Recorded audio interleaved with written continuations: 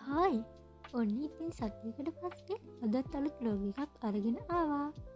අද නම් ඉතින් නිවාඩු දවසක් නෙවෙයි. එන්න ඉතින් අද මාත් එක්ක කැම්පස් එකට යන්න. අද ඉතින් අපිට ප්‍රැක්ටිකල් දවසක්. ඒ හින්දා පරක්කු නොවී යන්න ඕනේ. නැත්තම් ලැබ් එකට ගන්න නෑනේ යන්නේ. ඔන්න ඉතින් මම ඉක්මනින් අපේ ෆැකල්ටියට ආවා. දැන් ඉතින් ලැබ් කෝට් එකක් දාගෙන ඉක්මනට යමු ලැබ් එක ඇතුළට. අද අපිට ප්‍රැක්ටිකල් එක කරන්න තියෙන්නේ ඇස්පිරින් නිෂ්පාදනය කරන එක. ඇස්පිරින් කියන්නේ මොනවද කියලා ඉතින් ඔයාලා දන්නවනේ. එන්නකෝ අපි එහෙනම් බලමු මේ ඇස්පිරින් නිෂ්පාදනය කරන්නේ කොහොමද කියලා. ඉතින් මේක අද නිෂ්පාදනය කරාට අපි මේක පිරිසිදු කරලා භාවිතයට සුදුසු තත්ත්වයට පත් කරන්නේ ඊළඟ සතියේ.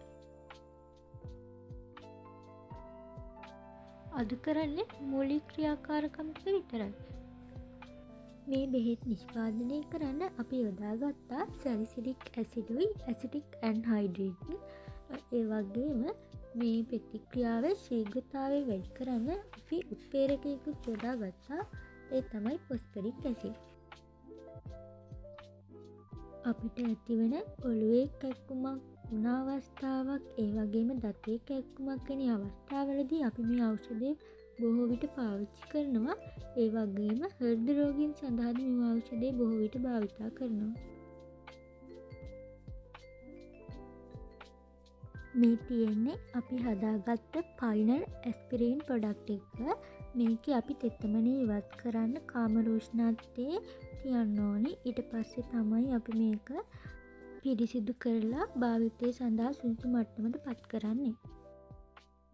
ප්‍රැක්ටිකල් එක ඉවරුණාට පස්සේ දවල්ටත් කාලා ෆැකල්ටියේම පොඩ්ඩක් වැඩ කරා. මොකද අපිට හවසට ෆන්ක්ෂන් එකක් තියෙනවා. ඒකටත් යන්න ඕනි. ඒ හින්දා ෆැකල්ටියේ ඉඳලම ඒකට ගියා.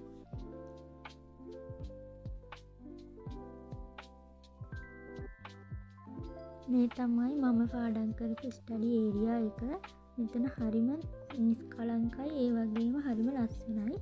ඉතින් අපි දැන් ආවා යමි ටවුන් එකට. මේක අපි කැම්පස් එකෙන් ඕගනයිස් කරලා තිබ්බේ. ඒ වගේම එතනින් මම මෙහින් දියඳ ගත්තා. එතනින් කෑමත් අරගෙන කාලා අපි ෆොටෝස් ගහලා හවස් ෆන්ක්ෂන් එකකට හිටියා.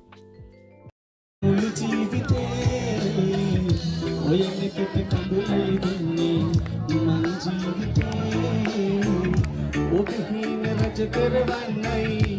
එහෙනම් අද ළමයි ගිහින් එන්නම්. බයි.